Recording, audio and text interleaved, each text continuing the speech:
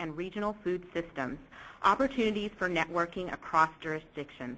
My name is Evelyn Kelly, and I'm a Senior Program Manager at the Institute for Public Health Innovation. In my position, I work with a variety of sectors to implement policy, systems, and environmental changes aimed at improving the health of the community. I'm currently providing technical assistance to local food policy councils, as well as leading an effort to develop a statewide blueprint outlining action steps and recommendations to create an optimal state-level food system in Maryland. We'd like to make the most of this 75 minutes. So before I begin, I'd like to review some housekeeping items. You should all be muted during the webinar, whether you're listening from your phone or from your computer speakers. We will be holding questions for the panelists until all have presented, but we encourage you to submit your questions as they come up by using the question pane on the right hand of the GoToWebinar screen. We will be collecting the questions and we'll do our best to share a variety of them as time allows with the panelists for the question and answer session. For those questions that will not be able to be answered during the Q&A session, we will include responses from the panelists directly and send them out directly at a later date. If you have any questions for the host, please also use the question pane at any time. This webinar will be recorded and available for viewing at a later date. This webinar is brought to you by the Institute for Public Health Innovation and the Johns Hopkins Center for a Livable Future. The Institute for Public Health Innovation is a facilitator, convener, and catalyst that aims to improve the health and well-being for all people and communities. Our work enhances the environments and conditions in which people live, age, work, learn, and play, strengthens health service systems and public policy, and builds organizational and community capacity to sustain progress. We are a member of the National Network of Public Health Institutes and serve the region of Maryland, Virginia, and the District of Columbia.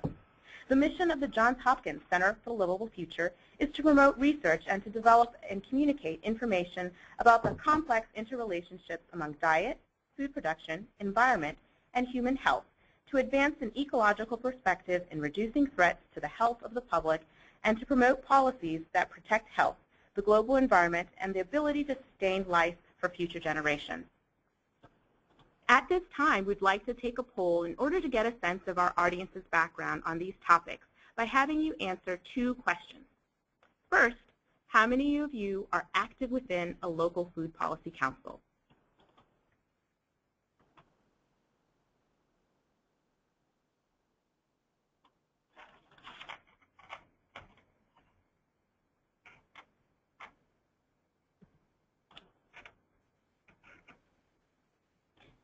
Great, thank you. We see that approximately 57% of you are active. Second question, how many of you are already working at a regional level?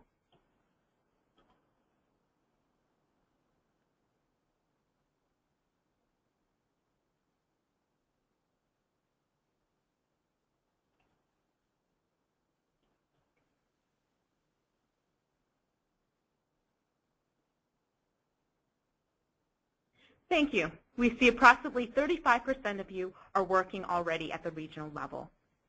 I now have the pleasure of introducing you to our three distinguished panelists who join us today from across the country. Rich Parag, a Senior Associate Director at the Center for Regional Food Systems at Michigan State University.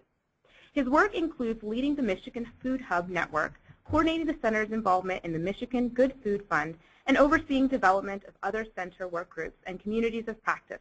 His research and collaborations on local foods, food hubs, food networks, and food value chains have been publicized and cited widely across the U.S.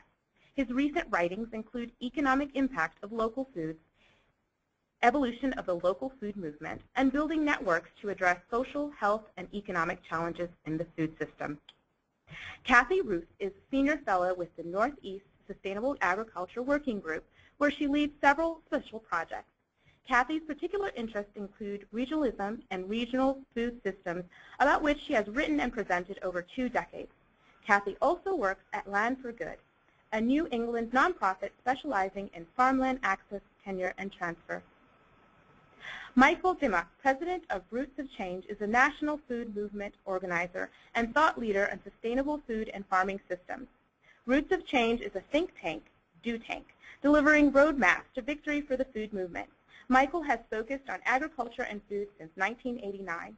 In addition to being a marketing executive for agribusiness and farming organically for 3 years, Michael founded Ag Innovations Network, where he began his work on consensus building and strategic planning to create healthier food in agriculture. From 2002 to 2007, he was chairman of Slow Food USA. In 2012, Michael was featured in the book Everyday Heroes, 50 Americans Changing the World by Katrina Fried. So let's take a look at our big picture. Food Policy Councils serve as a platform to elevate the voice and connectivity of farmers, grassroots organizations, low-income residents, business leaders, health advocates, educators, and others who are often not at the table when food, farm, nutrition, and community development and land use policies are being developed. The general purpose of such a council is to identify and propose innovative solutions to improve public health, spur local economic development, and make food systems more socially just and environmentally sustainable. But even when these stakeholders come together, the council they comprise is still but a small piece of the larger picture. Today we will talk about the importance and impact of connecting across regions. By understanding the role of local food policy councils within the context of a regional food system, groups can network across geographies to maximize impact and effectiveness of policy changes. During this webinar, our panelists will address a number of questions local food policy councils have about regional food systems, while also laying out theoretical and practical perspectives on state and local food system networks. Some of the questions to be addressed include the role of local food policy councils within a regional network, when it is beneficial to connect across a region, how to define a region and what to do when definitions vary, best practices and challenges to organizing and building regional networks, including resources and infrastructure needed. These topics will be addressed to demonstrate how networking across jurisdictions can positively influence food system change. So at this time, we will begin our presentation with our first panelist, Rich.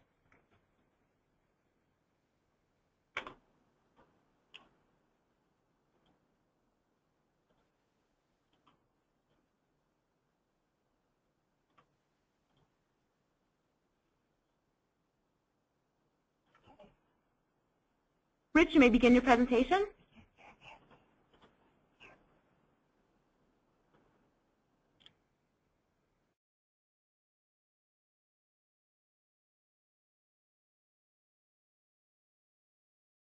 Enter. We are queuing up our first speaker.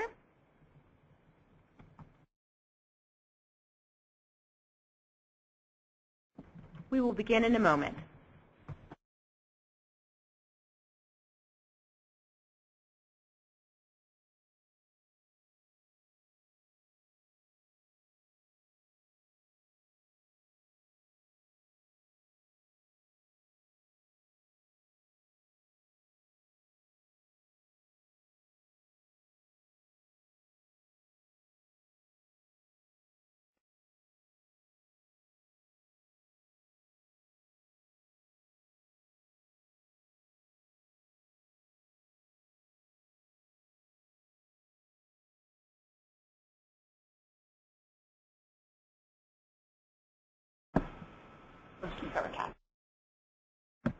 We're having technical difficulties. As a result, we'll be moving forward with our second presenter and returning back to Rich.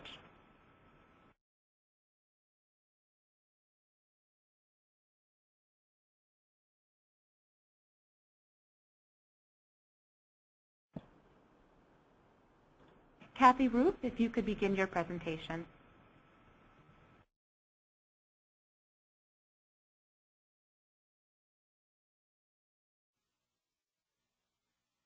Okay, am I live? You are live. Great. Well, good afternoon, everyone.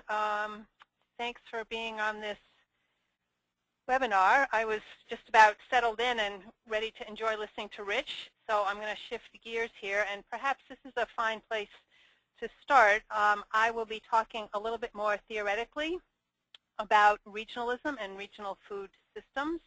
And from that quick poll we took, I understand that about 30% of you, 32%, feel you are working regionally. And so what I'm going to talk about is what that might actually mean? I want to express thanks to my friends Ann Palmer and Mark Winnie for the work that they've been doing to encourage and support food policy councils, and hope you find this webinar beneficial. So,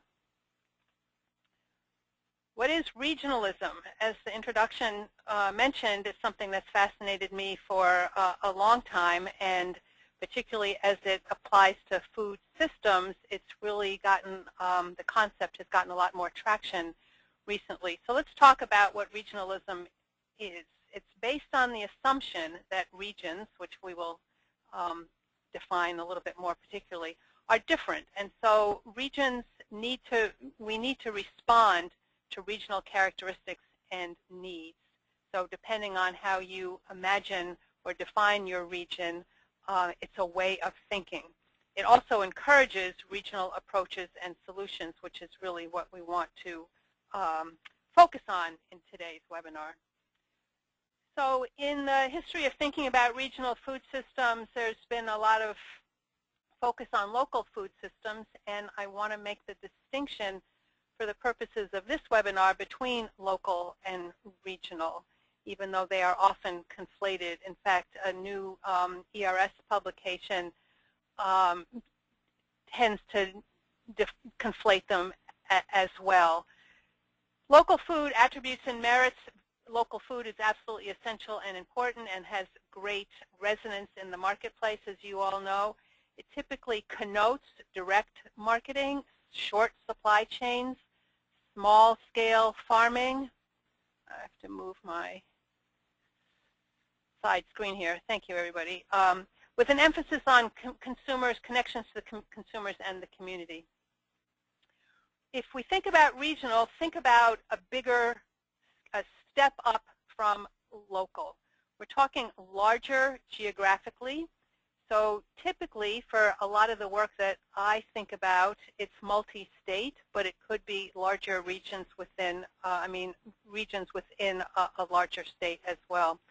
We also think about regional as larger functionally in terms of food needs and volume, variety, kinds and extent of food chains, the range of markets, and also how food system and land use and policy intersect. So it's much more about scale and volume than a local food system would be. Now, why is my slide not advancing? Here we go.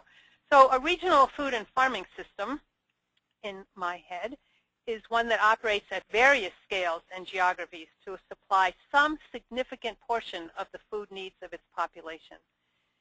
And similarly with local, but again at a bigger scale, there's economic and social return to all stakeholders. A regional food system at its best will minimize, not eliminate, but minimize imports. And we understand that local is an absolutely necessary part of regional, but it's not sufficient to really look at comprehensively at food needs. Regional is also more than simply a scaled up or scaled out local. And it may include seafood, and it may include also non-food products because many farms are quite diverse and farming economies rely on non-food items as well. These are sort of the take-home questions that I hope you will take home. When we think regionally, I think we ought to ask ourselves, what is the optimal size, scale, or location to address a specific problem or for a particular activity?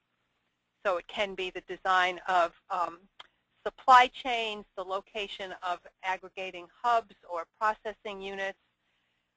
Second question, what is and should be the role of regions? However you define the region in which you are working, what is the role of regions in feeding ourselves? And what contributions can thinking regionally make toward a sustainable and resilient food system? So 3 key questions for thinking regionally. Now, what do we mean by thinking regionally? A region can be defined in various ways: political or administrative boundaries, bioregions, in other words, the sort of natural factors that can bound or describe a region, and they also can be described culturally. Regions, importantly, when we talk about them, makes things a little more complicated, but it's also true, are fluid, nested, and interactive. So, for example, Cape Cod, in my neck of the woods, is seen as a region which is nested in New England as a region, and New England is part of the Northeast region. It also enables us to think interregionally, and whether that's within a state or across states. We can think of the example of regions that produce apples maybe trading with regions that produce oranges. The other element that is really important and I think useful in thinking about regions is that it helps bridge the rural-urban divide that we so often run up against, to understand that in a regional context, rural and urban are inextricably related. We did some research, Northeast Sustainable Ag Working Group, along with our partners American Farmland Trust and the Conservation Law Foundation, with some generous foundation funding, looking at the New England food system and some policy opportunities around certain key areas. And one of the elements of the research we did is we looked around at what are some of the models out there for working regionally. And in that investigation, it became clear to me that although we believe in regional models, actual methods for working regionally are, it's challenging to come out with successful examples of where working regionally works. So there are varieties of methods from more formal to less formal, and on one end are formal compacts, commissions, and authorities. I won't go into examples, but the New England Food Policy Report, which I will talk about at the end of my presentation, does have examples, both within the food system and in other sectors as well. Other kinds of intergovernmental bodies are formal mechanisms for working regionally, as are memoranda of agreement and understanding. So those are on the relatively formal end of how states or, for example, counties could work together. An area that I think is really important within and across states is where we can find opportunities for regulatory harmony and reciprocity. That means having regulations at a state or county level that either might be the same across states or honored across states, even if they are not quite exactly the same. Especially if we're thinking regionally and trying to eliminate some of those barriers of crossing state lines, that it could be a really important tool in certain food system areas. On the less formal but equally important end are the regional networks and initiatives that are ongoing both in the marketplace and in the non-governmental sector as well. Examples of those are the wonderful coordinated multi-state planning efforts that are going on around some of the food plans. In New England, the Food Plan Initiative representatives get together routinely and talk about their best practices and challenges. Talking about challenges, there are challenges to working regionally, and parochialism and loyalty are among them. They're understandable. People within their own area like to focus on their own area, and that includes even in a state where a state Department of Agriculture has understandable loyalty to the farmers in its state over oftentimes farmers that are very close by, just over the border, sort of joining into their farmers markets and so on. Complexity is obviously a really important challenge. Political boundaries and all the other layers and nuances and relationships to working regionally. And there are existing policy and political disincentives, government programs that don't reward states for working together, for example, and priorities and mandates that are, again, focused either locally or within a particular state that undermine the ability to think at a more regional level. And then the practicalities of distance and logistics. It's easy to get local food folks together for a meeting or an event or a fundraising endeavors. And when they're at greater distances, it's, again, more complicated. On the other hand, to leave with a positive note, there are many opportunities for working regionally. Many of you are out there working on food hubs and supply chains, and those lend themselves, obviously, when we're talking about adequate volume and variety of food to supply the food needs or to contribute toward the food needs of a region, that's an ideal example of how to work or why to work regionally. Coordinated services, especially where there are thin resources, shared inspection services, extension specialists that may work in more than one state or across regions. Food policy councils are obviously a key way that groups can work at the regional level. As part of our New England Food Policy Planning Project, we convened about 30 food policy, local and state food policy groups for what was a really wonderful gathering of groups. And so even at that relatively informal level, food policy councils were able to share information and best practices, begin to think about any kinds of common endeavors, and also look at areas for shared advocacy. So food policy councils, particularly those of you on this call who are actively engaged, this is a really great way to move your various agendas ahead. Targeted problem solving and joint action for whatever groups that are involved in the region. Regional branding may have cachet in the marketplace. It may not. Harvest New England has some resonance, but it doesn't necessarily have to have a brand identity in order to have these other effective elements of working regionally be effective. Certainly sharing and educating and sharing best practices, and a sense of solidarity around some of the common issues. For example, the Northeast has been really effective in presenting a joint advocacy on certain federal farm bill matters. So that's no small thing to think about when we're thinking about what it means to be a region. And I also want to credit several funders who are beginning to think regionally. It's not something that happens automatically or easily. And so when that does happen, and it is happening more, that enables us to do all this work at a regional level. And finally, just a few quick resources before I hand the baton to the next presenter. There are a couple of papers that I've been involved with that talk about regional food systems at more detail. And the New England Food Policy Report, if you Google New England Food Policy, Building a Sustainable Food System, you will get to the URL, which I didn't paste into there because it's way too long. I'm happy to hear from any of you all on this webinar. My email is down at the bottom there, and I thank you very much for participating. So I will pass the microphone. Thank you, Kathy, particularly for your definitions of region and for your examples of models and working at the regional level. So we did have some technical difficulties earlier for our first speaker, which was Rich, so we're going to try that again. Hello, this is Rich Pirog. Hopefully this time the audio is fine. Yes, it is. Thank you.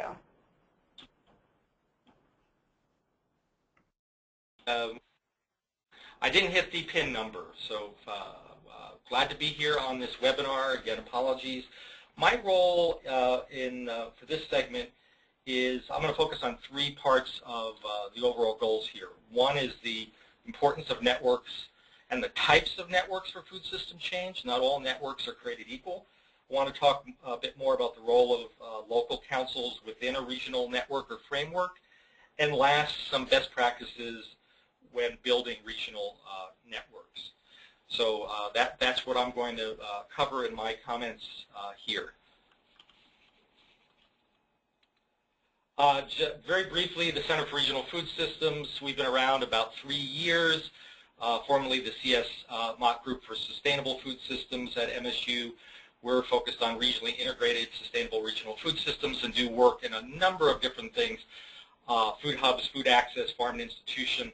But the Michigan Good Food Charter is sort of our statewide policy framework. And as I talk about best practices, I will end with a construct around the Michigan Good Food Charter and how we sort of integrate local councils in that framework.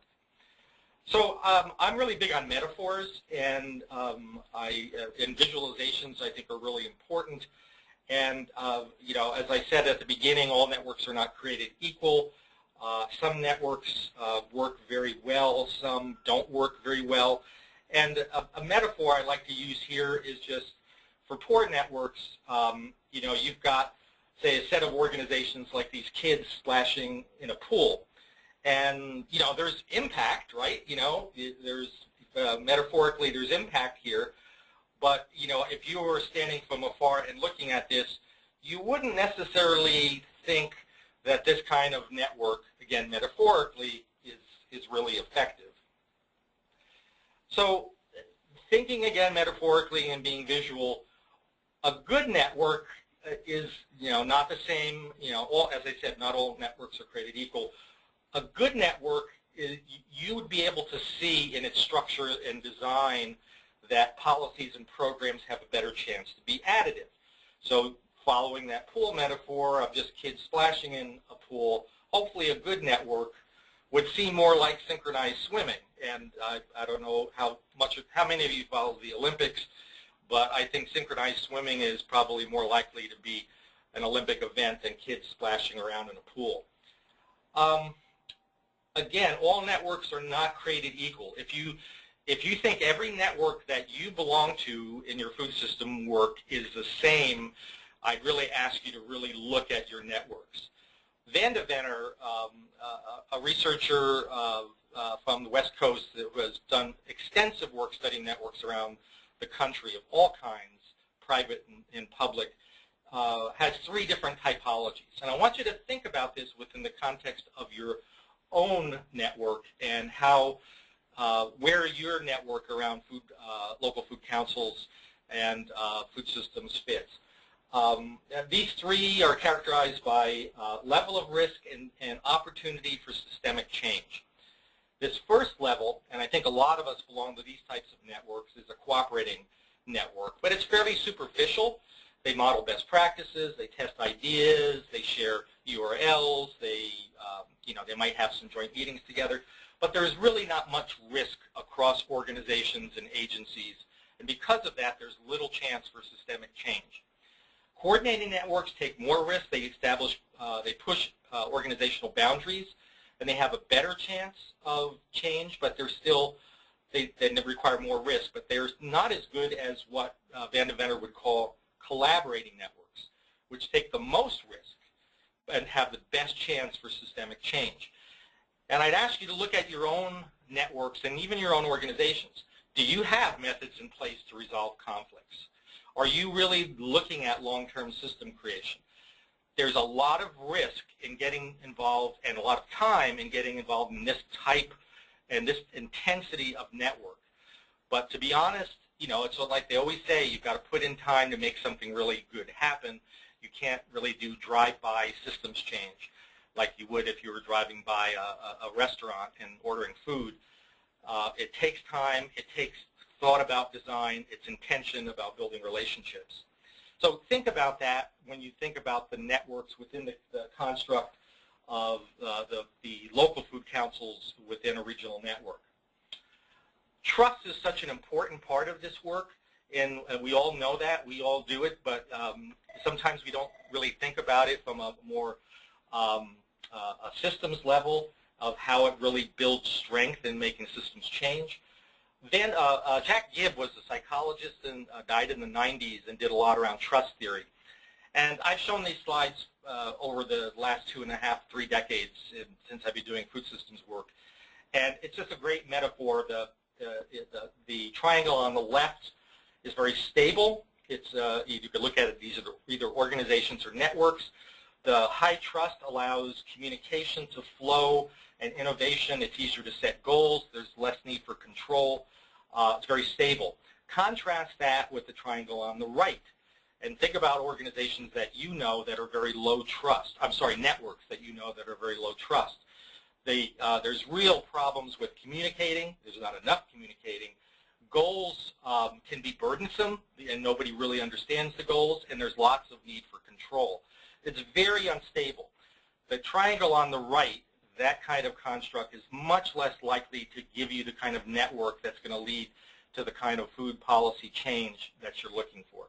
And again, this is theoretical and abstract, but I hope the visualization really hits home with you.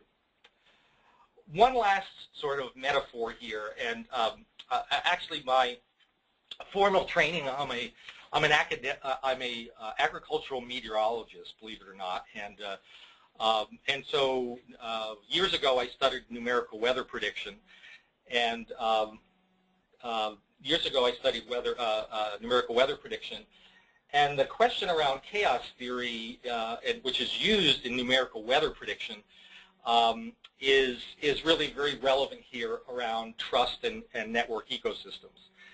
And chaos theory, simply put, chaos theory is about allowing for the unpredictability at a very local level to enhance stability and predictability of larger systems. So for those of you that have kids, I think of this as very, very simple. If you have kids and you give them enough opportunity for them to make their own mistakes, and that could be pretty unpredictable.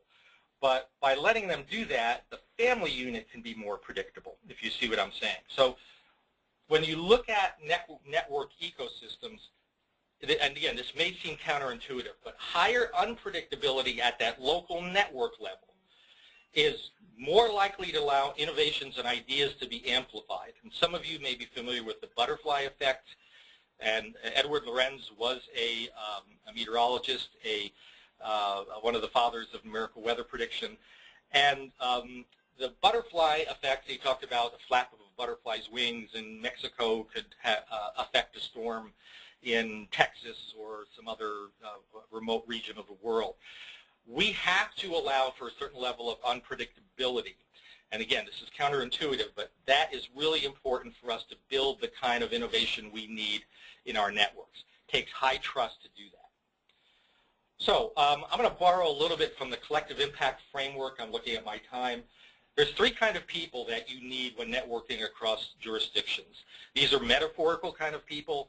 If it's a small network, it might be one person with these three skills. If it's larger networks, it could be three unique individuals. It could be sets of three of each of these individuals. You need a chief cat herder. You really need to keep the collaboration infrastructure in a network healthy.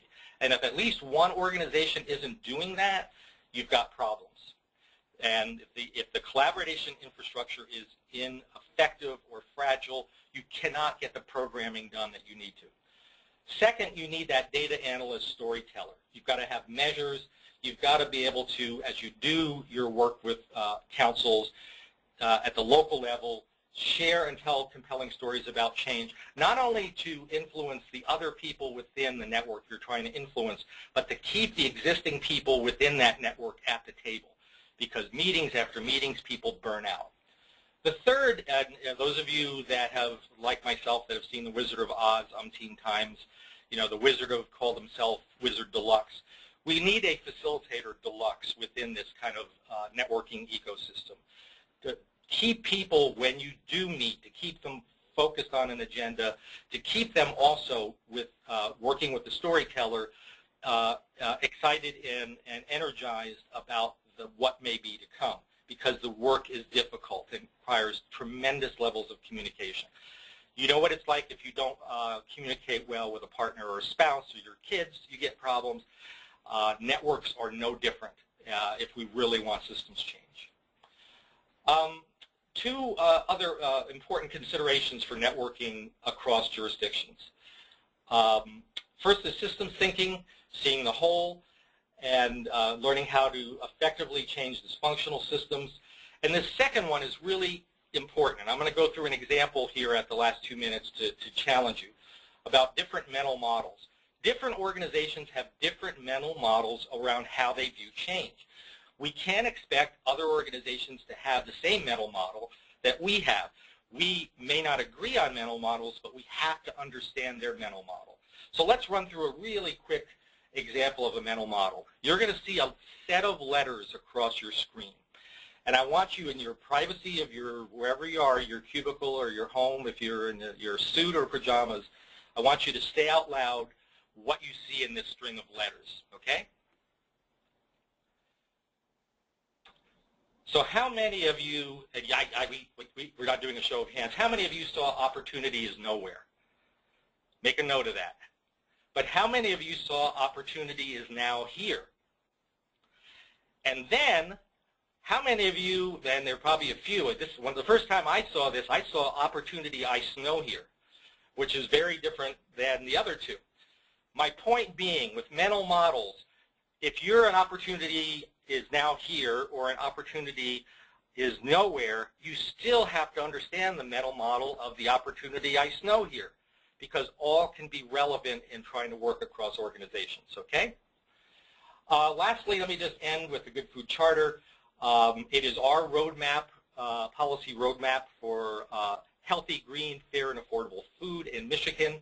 We have 6 goals around local food purchasing, jobs, healthy food access, nutrition, and education.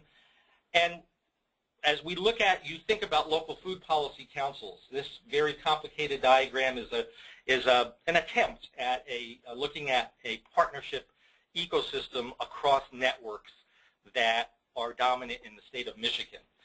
And many organizations are on here, many organizations are missing.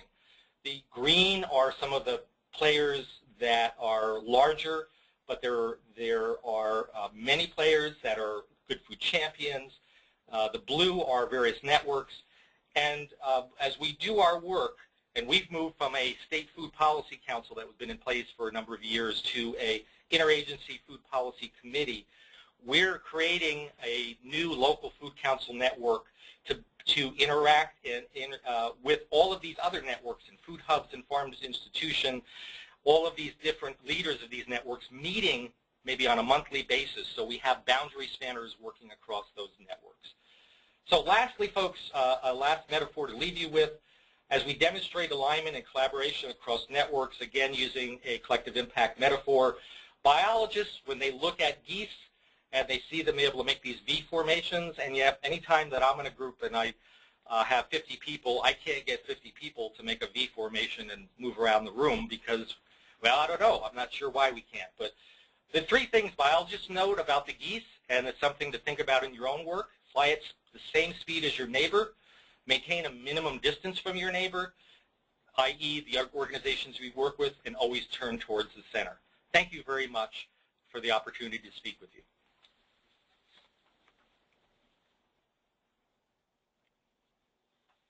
Thank you, Rich.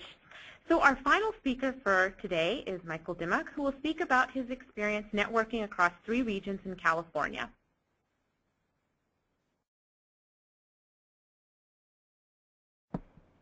Good morning, everyone. Good afternoon. It's great to be with you. Appreciate being with my colleagues to speak about this important topic. I'm going to talk today about the experience of the California Food Policy Council, which is a statewide network in the state of California, which was born in 2012. Actually, the work began in 2011. It was formed with the Constitution, you might say, an operating document, which is its true north, with these 6 buckets of activity. These are the policies that the statewide Food Policy Council is trying to affect in the state of California, with the belief that by refractioning the rules that evolve the food system, we will establish a sustainable food system in the state.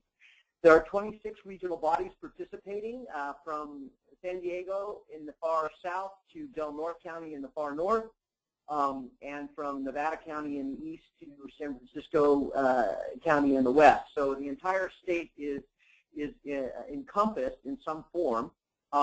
There are 3 major regions that we're working from: the Southern California region, the mountains in Central Valley, and the North region. I'll talk about that later. This body is independent of state government. It was established from the grassroots up with the intention of accelerating change by sharing best practices among the regions and among the partners within regions. And this is so we can both build regional food systems and collectively speak to the governor and the legislature in a clear voice that helps them establish the right kinds of policies that really establish a 21st century food system. And let me just talk a little bit about why we formed this council.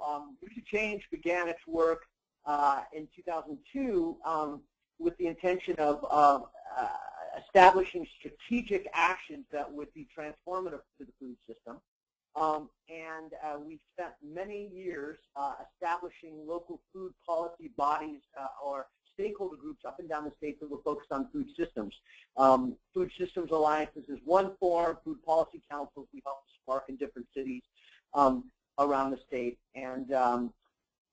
But the context is very important. And it's clear to us that the food movement in many ways is winning. The media covers the stories, carries the memes that we need to be heard by the larger general public. The markets are obviously very important, and many exciting things are happening. Many, if not most, of the food companies that are emerging in the country today have embedded within them principles and practices that align with what Route to Change, the California Food Policy Council, and the food movement seek to see. The big challenge we have in California is it's a very modern industrial food system. From its very roots, those who study the history of California agriculture, it was always oriented towards industrial. It's never been a center of family farming. So these are very powerful forces, and there's many good things that are going on in California in terms of the creation of new sustainability practices on farms, large and small, and many good things, but there's also a great resistance to change. Also, California is a very big region as a whole with lots of diversity. We have red and blue politically, coast and inland, urban and rural landscapes, obviously, and there are huge class and race divides in the state. And these make it difficult to align, and that's really what the core of the Food Policy Council is about in the state of California. It's aligning the regions and creating, going back to the sharing that we got from Rich, the idea of a collaborative network, a deeply collaborative network, because we believe that food policy councils can be the core of a strategy both within states, within regions, and nationally to transform food policy. Because in the end, all politics are local, and food policy councils represent places. And therefore, our policymakers will be compelled to listen to them. So the big action that has to happen in the food movement now is to build political consciousness and affect those people who set the laws so that we can bring the laws in alignment with the market and with the media messages around food systems. So what is the role of local food policy councils within a regional network? I think the key is that we have to share the knowledge, because we become more rapid at accelerating change when people share what they learn. It doesn't mean that one council's or one region's activity can be exactly copied in another, obviously, but certainly there can be lessons learned, adaptations made that allow people to apply what's been learned in their home places. The other important thing is that policymakers listen when there is a wide diversity of people speaking to them. Change does not happen when it's clear there is no predominant view among a constituency. We see that in the Congress today. The nation is not aligned on many things, and therefore nothing is really happening at the Congress. It's a little bit easier at the city and the state level to align forces. So the broader the base you have of agreement, the more quickly a policy can be changed. And within a region, it's also very important that these councils become recruiters and inspirational bodies that bring more and more people into the food movement. This is the places that we find that it's really beneficial to connect across the region. When you are stimulating food shed development, because food sheds can be quite large, the Los Angeles Food Policy Council is an engine for change within that region. They came up with what we think is one of the most progressive procurement policies of any city in the country that has ecological, nutrition, labor, and regional standards by which a purchase can be rated. And this policy is leading to procurement of foods from a region with the standards and from their, what they call the Los Angeles food shed. And what's really exciting is that that procurement policy is now of great interest in many other regions in the southern part of the state, but also Oakland, for instance, is now adopted. And the reason that's been happening is that Los Angeles has become a teacher doing webinars, face-to-face meetings, assisting the other regions to learn from what Los Angeles has done and adapt those policies for their particular place. The other really important thing is, obviously, I mentioned speaking to legislators. And one of the best examples is the California Food Policy Council for 2 years in a row now has developed a legislative report that tracks key bills that will shape the evolution of the food system in the state. And then it shows the actual votes of the policymakers in both the Assembly and the Senate, and the signatures or vetoes of the governor on those policies. And I will say that yesterday was a day of meetings in the state capitol where 18 regions of the state went and met with their senators and their assembly members to both share the report from last year and to advocate for nutrition incentive policies that the California Food Policy Council, a bill that they have actually endorsed and will be backing. And if you go to the Roots of Change Facebook page, you can actually see photos and pictures from those meetings yesterday that will have impact on the system this year. So going back to actually the talk about what makes up a region, it isn't, the state of California is too big to actually meet face-to-face all the time or even on the phone. So when we broke after the first year, we decided we had to break into regions, and it was really a practical need. And those regions were determined based on these four characteristics. Actually, obviously, what is the physical distances between places? So Southern California is a large region, but the councils are fairly well grouped. San Diego, Orange County, San Bernardino, Los Angeles, Ventura, San Luis Obispo is the outlier because it's so far north. It makes it difficult, and eventually we're going to have to address that problem because the distance is great. But also the number of leaders in a region. The Central Valley and Great and Mountains are the least populated region in terms of the number of councils. There are 6 operating councils, a couple of more about to come on, but we needed at least 6 to have a critical mass so that we could get some action and a synergy among the leaders. And then, of course, Roots of Change, which acts as the backbone organization for the California Food Policy Council, providing funding and staffing. We have a limited budget. We can't create 25 regions and staff those regions, or 10 regions, or 5 regions. Right now, it's 3 regions. So time and money are the budgeting considerations. Here are the best practices and challenges that we face. It's really important, and I heard this echoed in the previous presentations, that you need some sort of staff and support to fund the activities so that people can meet online, have a medium of communication through the internet and website, Facebook, Twitter. You need active committee, and this is really where you get to what Rich was talking about in terms of herders, storytellers, and facilitators. We have a very active and powerful steering committee, 9 members, 3 from each region. They dictate the agendas every month. We work on when there are problems in the evolution, let's say conflicts between regions, they get worked out. We have active dialogue and sharing. Yesterday, as I mentioned, we actually had 2 days of meeting for a new charter of operations was negotiated and dialogued around and come to agreement upon. Very important changes were made to allow the organization to become much more active on policy and politically, you might say. And that was contentious at times, but we really worked out. It was beautiful to see people coming to agreement because they trust each other, and that trust is getting deeper and deeper. And finally, obviously, you have to have regional meetings and social media platforms, which I mentioned. And then really important is that you have to have products every year. If you don't have products, it's not compelling. People will not continue to spend their time in meetings.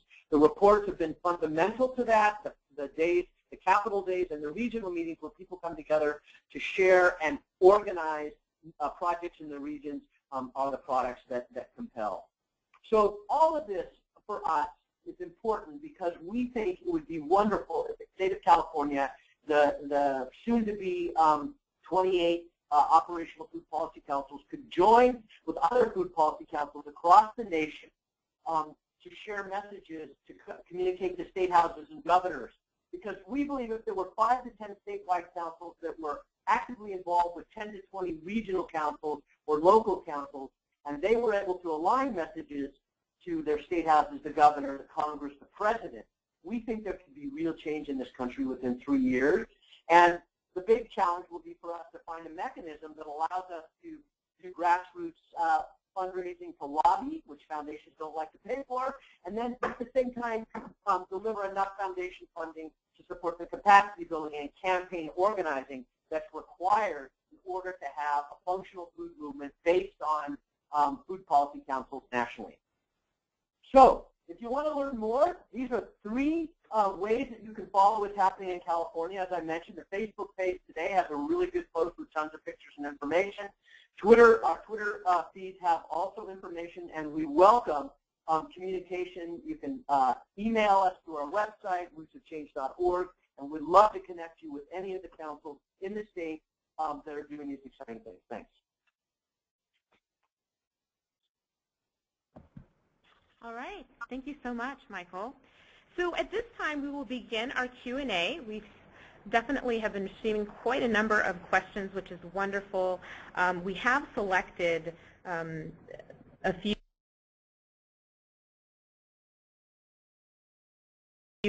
So we're going to be going to the Q&A session at this time.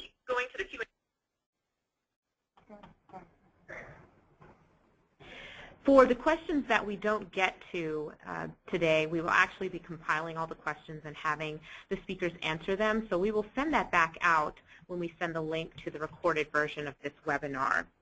So for our first question, and for our panelists, so you all know, you are unmuted, and we'll open it now for questions. And I will cue you and let you know which question is for you. So our first question is for Rich. Can you talk more about the situation in Michigan? Did you say the state FCC dissolved? And if so, what has it morphed into? Yes, this is Rich Pirog again. In last year, the Michigan Food Policy Council at the state level evolved into, or transitioned into, what we call the Interagency Coordinating Committee on Food Policy. At the same time, we convened all of the local councils twice linking with the state agency that was convening the Food Policy Council, Department of Ag. And we're now, I think, at a really good opportunity to, I think, even further strengthen the work as we are ready to move forward within the next few months with a local food council network that we hope will be engaging directly with this interagency coordinating committee, and as well as many other networks. So I think there was a recent research article in the Ag, and I can't remember the journal name, about, I think it was the Portland, Oregon, or Seattle, Washington Food Council evolving. And our state council has evolved too, but I think we think in a positive way, where we can see more connection between local policies informing state and supporting each other. All right, thank you. So our next question is for either Ann or Mark. How would you recommend getting involved in a local food policy council, and are there opportunities to intern with them? Is there a central website that lists all the food policy councils?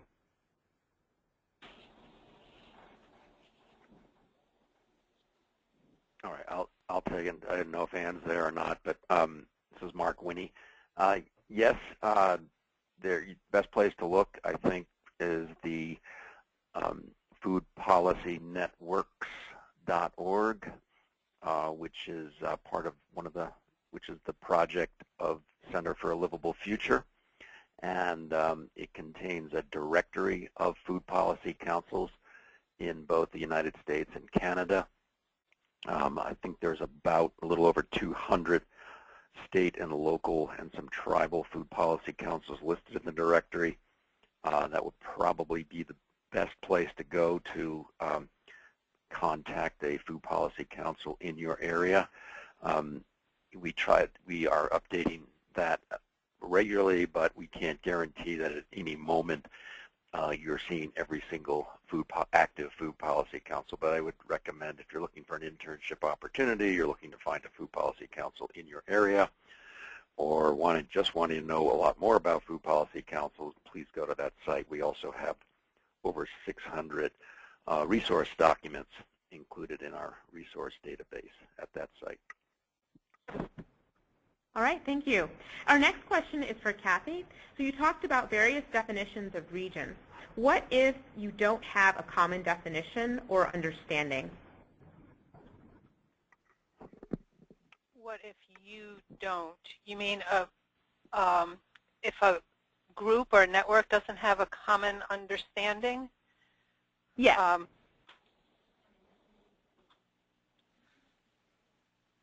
Because it's a malleable term, and I think if people want to think regionally, I would refer them to those three questions. What is the appropriate scale and location for various food system endeavors, and who needs to be at the table at what geographic reach or political reach in order to achieve a particular goal?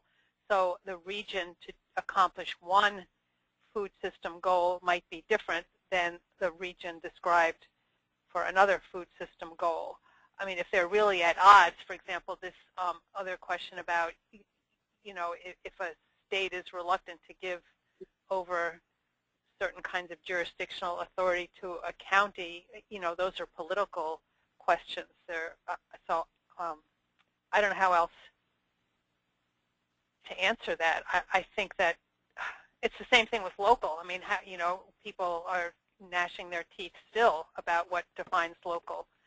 And it can be a barrier, or it can be a catalyst for really unpacking and talking about what we mean about scale, size, supply chain, reach, volume, all of those things in terms of food needs and food production that are appropriate to any food policy council or other group discussion. All right, thank you. What, if any, and this next question is open to all the panelists, what, if any, participation have you had from the education sector in the food policy councils? What role has it played? In the education sector, well, obviously, this is Michael Dimmick, the higher education sectors, for instance, we had a regional meeting of the Great Valley and Mountains a month and a half ago, and UC Cooperative Extension came to share information on food shed assessments. There are many folks that are working on farm to school, and so in the different food policy councils within the state, and so there are linkages there. The other important thing that is happening is there's a farm to fork office in the state of California now that is linked with the California Department of Education. So the Department of Food and Agriculture is now working with the Department of Education to improve school food. And food policy councils are obviously on the ground, part of the advocacy and setting standards for health and nutrition in their communities. So that's the linkage that I see so far. All right. Does anyone else want to contribute? If not, I'll just say that, this is Mark. I mean, one thing that's been very obvious is that academic institutions contribute enormously to the development of food policy councils, often through overseeing and implementing food assessments and doing other research that supports the work of food policy councils. Your extension services are often involved sometimes as members or sometimes in support roles, but there's the involvement of education really at all levels is fairly extensive, I'd say, across the entire food policy council community. Thank you, Mark. So our next question is for Kathy. There are many claims made regarding the benefits of regional food systems. However, is there any hard evidence available that they are better than global food systems in various impact categories, whether it's social, economic, or environmental? Okay, I'm probably going to frustrate this questioner. I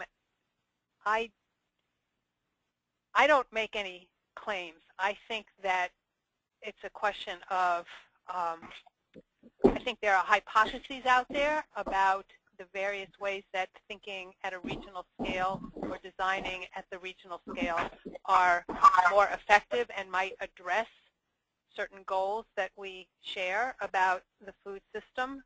I'm involved in a large-scale, 12-state, Northeast-wide USDA-funded project that is looking at the relationship between regional food systems, regional production, regionally focused supply chains, and food access. So there's no conclusion there. It is exploratory. I would also say that the answer depends on how the region is being defined. You can make a claim about a county regional food system, which would be different than a claim about a food system that serves the eastern seaboard. So again, it's really a question of how is the definition being used. So again, it's that may not be the best answer for people, but I think it's really a question of what is the role. Regional food system is not an answer any more than a local food system is an answer. And it's not a question of being better. There are certain ways that thinking regionally or acting regionally will potentially mitigate energy use, might return economic benefits more sustainably than a global food system. I mean, the bottom line is that it would be great to be able to have more research based on clear definitions of region and scale to more thoroughly answer that question. So I hope the asker hangs in there and helps us all do that. All right, this next question is open to all of the panelists. We've experienced tension between urban and rural areas and different goals and approaches. Any tips for building cohesion in a budding regional network? This is Michael. I'm glad that question was asked because that was part of what went on Monday and Tuesday in Sacramento. There are several of the member regions of the California Food Policy Council which are much more rural than the other regions. And there has been an underlying tension from the very beginning that those regions which are rural, that their needs will be less, that less attention will be paid to their needs and that their voices will be stifled. And those regions are generally more politically conservative than the urban centers like Los Angeles or San Francisco and Berkeley, obviously. So there is, I would say, a constant attention on the part of the steering committee of the council and the Roots of Change staff around surfacing those issues, discussing them. We actually had to make a change to the operating guidelines and in order to be more effective on the policy realm. And there was real concern that those voices from the more conservative and rural regions that might not agree with all the policies that some of the urban centers are interested in, when there's differences between them, there was a real concern that it would not be visible that the rural regions have, may not totally agree, that we have to somehow make sure that that voice is heard. So attending to it is the best thing I would say. I mean, and accepting the reality of it and knowing that that tension goes way back and it's not going to be solved. It has to be just attended to and cared for. And what I realized is that the more that you attend to it, the more the trust builds. And we do know that rural regions' concerns will be addressed and are being addressed by the activities we're undertaking. So time will, I think, be the best balm to this ongoing conflict. Right, thank you. So we'll go into our last question, and again, this is open to all the panelists. When taking joint action, what if we cross multiple jurisdictions and therefore have different county councils or state legislators making decisions? Any best practices?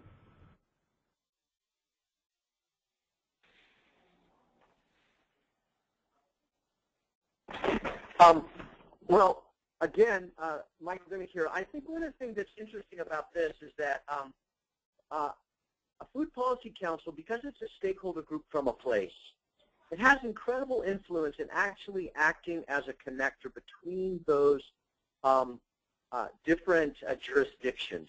Because it is true that different jurisdictions have different levels of power, particularly around land use, for instance. Localities have a huge influence on land use. And there can be real issues between trying to work at a state level or a local level to get things done. But the beauty of a food policy council and its spectrum of stakeholders is that they can act as the linkers and connectors speaking to the different jurisdictions and providing a sense of continuity and alignment in voice and request. And they can convene, they can communicate using social media, they can work with traditional media, they can write letters, and in doing that, it actually opens the doors for the different jurisdictions to actually collaborate more or to work on fixing some of these misalignments that might exist out there. I'm trying to think of a really good example right now, but I'm stumbling. But I do know they exist. Maybe one of my colleagues has.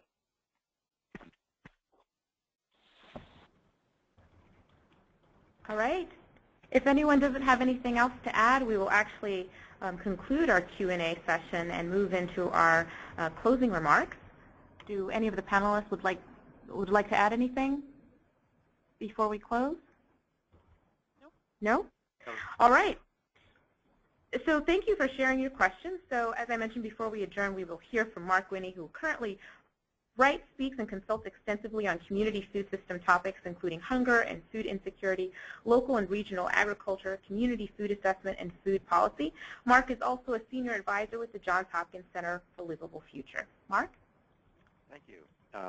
It's hard to close up something where all the presentations have been so solid and just chock full of good ideas and good information. I want to just thank my colleagues for doing such a good job.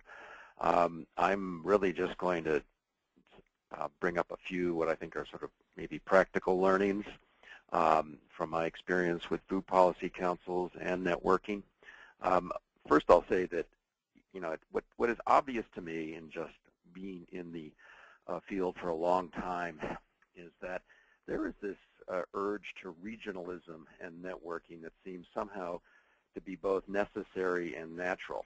And perhaps that's a function of the food system and food shed work that we're all involved with, that we want to go beyond, extend ourselves beyond our communities, and to also start to work with others. We see that, I think, as an opportunity to have a bigger impact.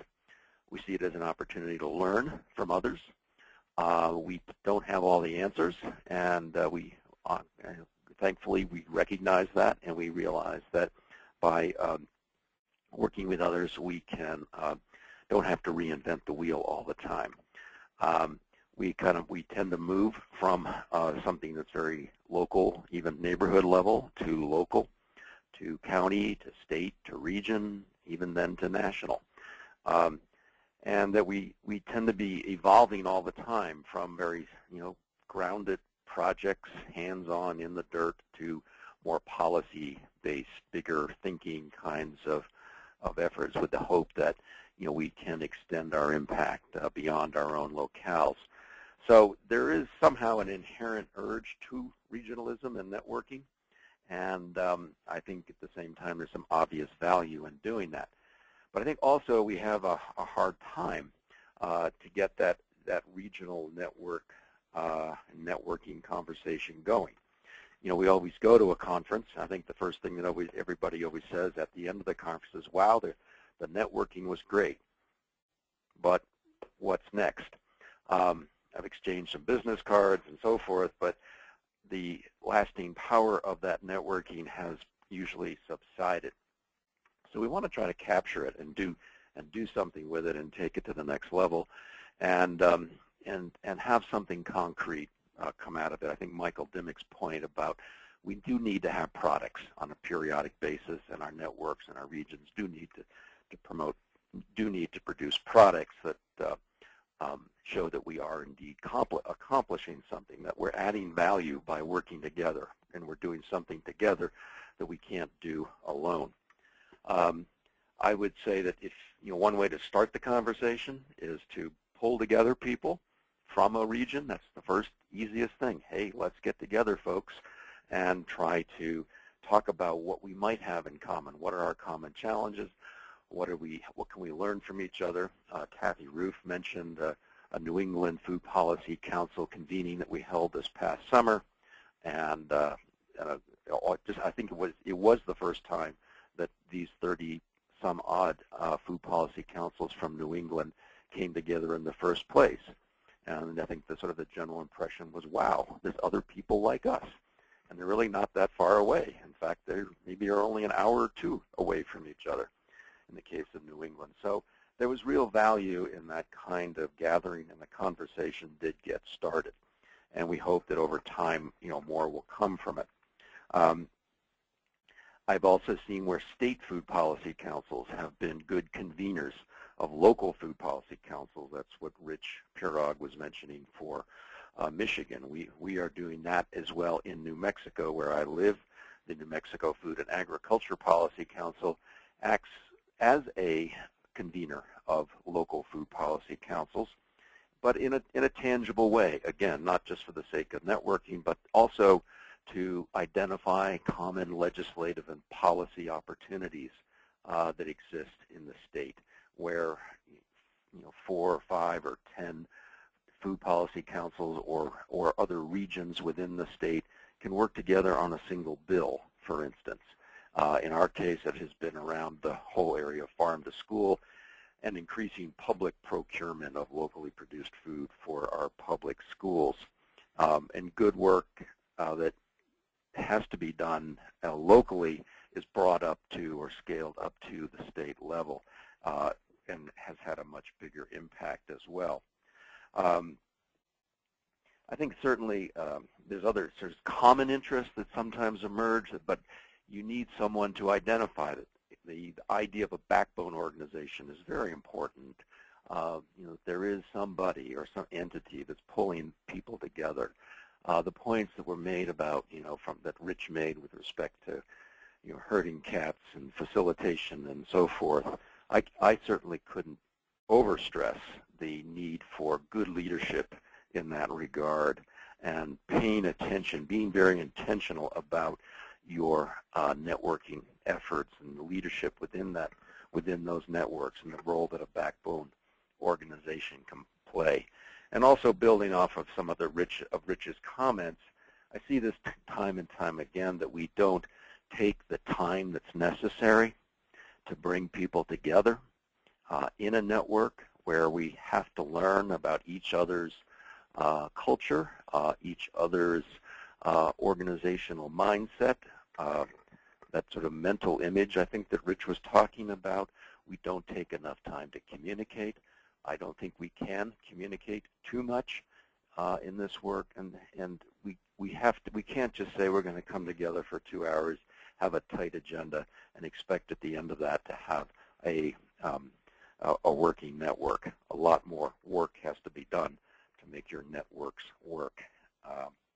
I think the last thing I'm going to say is that in terms of another kind of opportunity or way to think about how to build networks within food systems, I would take a close look at what happened in Minnesota over the last couple of years, where they came together to develop a Minnesota food charter. Rich again mentioned a Michigan food charter. The idea of a food charter or food plan or something of that sort of weight or seriousness and vision, is a way to build a network. It's a way to build a group. The Minnesota experience, the method in particular, revealed to me how important it is to spend time reaching out to many, many hundreds of people and organizations over the period of a year or two even, to find out what they need and what they want, and then to put together a plan for, in this case, the Minnesota food system.